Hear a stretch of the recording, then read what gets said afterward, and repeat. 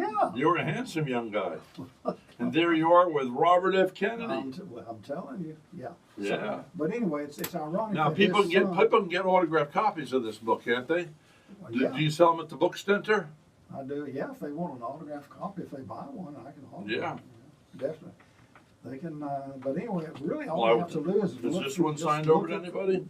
No, this. No, Do you think you would have this is treated? the latest. Would you have treated me nice when you were in the center of your power? Yeah, I had to. Do you always treat No, people I always nice? did. Always. Did you? Oh yeah, good Lord. But I was always very. I mean, I think you would have never intimidated wanted to me. toot my horn or anything like that. I was always the one to not be quiet and. You were? No, yeah, I was bashful as heck as growing up as a child. I mean, totally bashful. I mean, Lordy, man, I'll tell you, in school and everything, and. I still revert to that bashful person.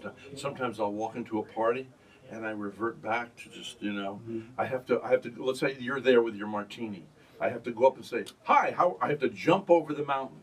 I have to go, hey, how are you? People are friendly, but you still have to, it took me, 70 years of living to learn that most people will talk to you if you say hi, Oh, yeah. Yeah, really. Sometimes a little too much now. I jump in, people are talking and you let your emotions rule. And you interrupt and go, oh, I'm sorry, how embarrassing, What a jerk, me, the jerk. Yeah, really. But anyway, no, we, growing up in a family of 13, when I had 10 brothers and sisters, 11 13? kids. Well, including my parents.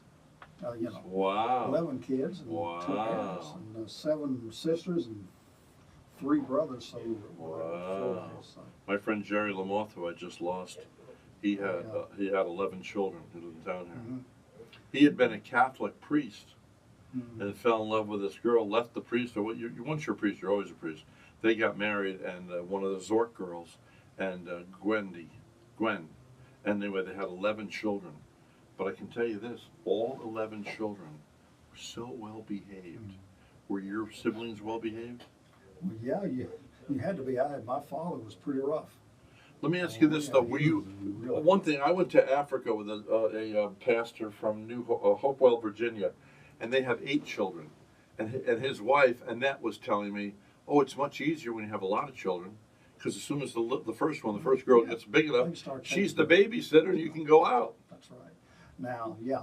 But our family, my mother, I don't see how in the world she ended up not being in a mental institution, having to deal with all these kids and everything. And we were the cleanest, I'm telling you, we were the cleanest kids on earth as far as we didn't have anything, okay? But I mean, my mother made certain. Thank God for moms. Yeah, I mean. My mother always told me the woman is the center of the household.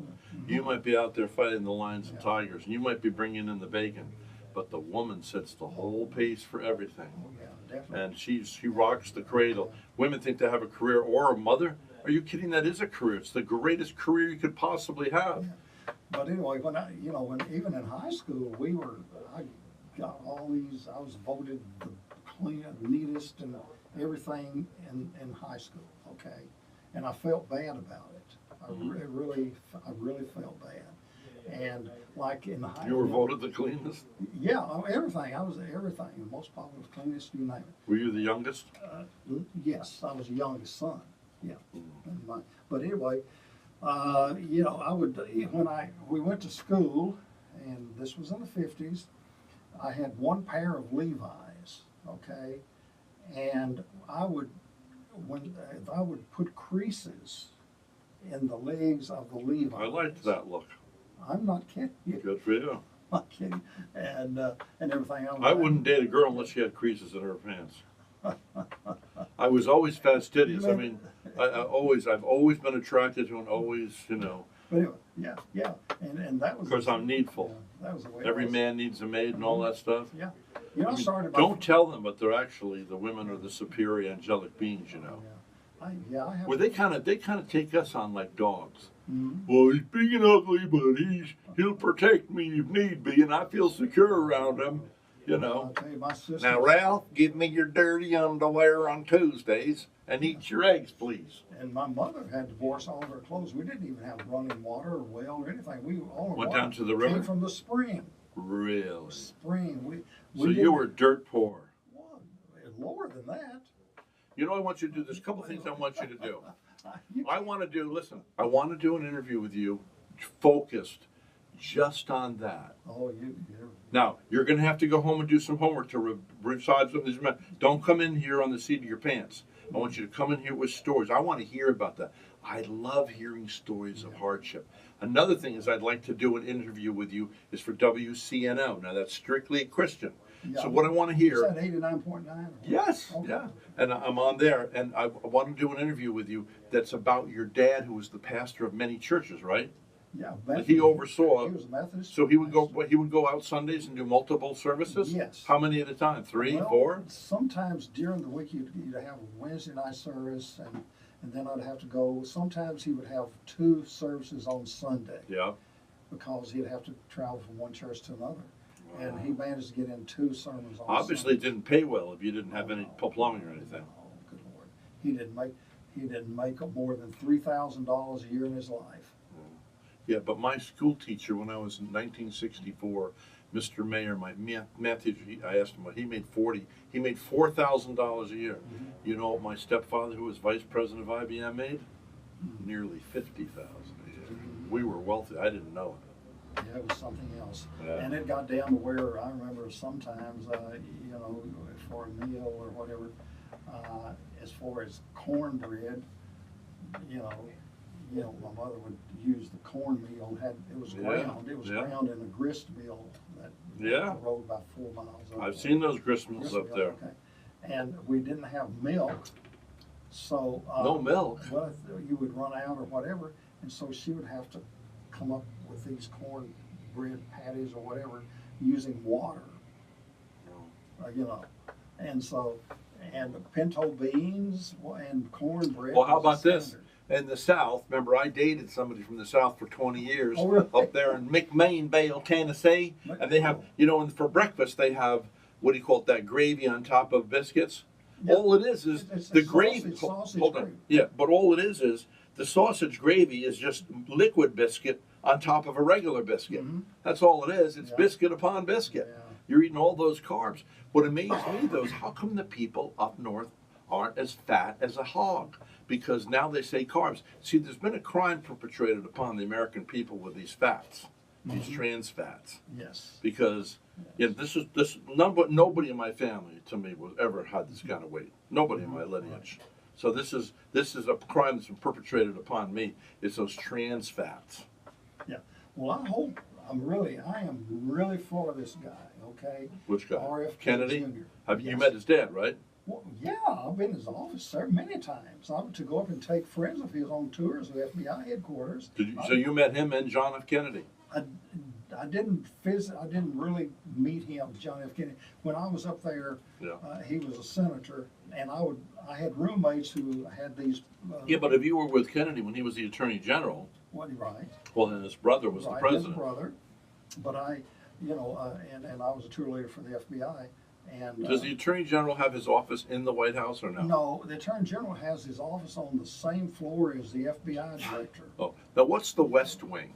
West Wing is over by the Executive Office Building. That side. It's a separate building? Yeah, the Executive Office Building is, but no, the West Wing is it's the west part of the White House. It's the part next to the But I thought that's where the Office Attorney General would be and these other guys. No. So the only one that lives there and is there is the president. That's it. And then his secretaries are there. Now, the vice president has an office in the Executive Office Building.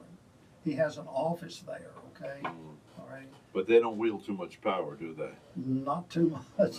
Not too much. But they go where the presidents want to go. Yeah. Well, they're opening up a shoe factory up in Kentucky. You go to that opening, right? Yeah. Cut the tape, the ribbon. But now, over the years, though, we've been educated as to how really more important the vice president's office is.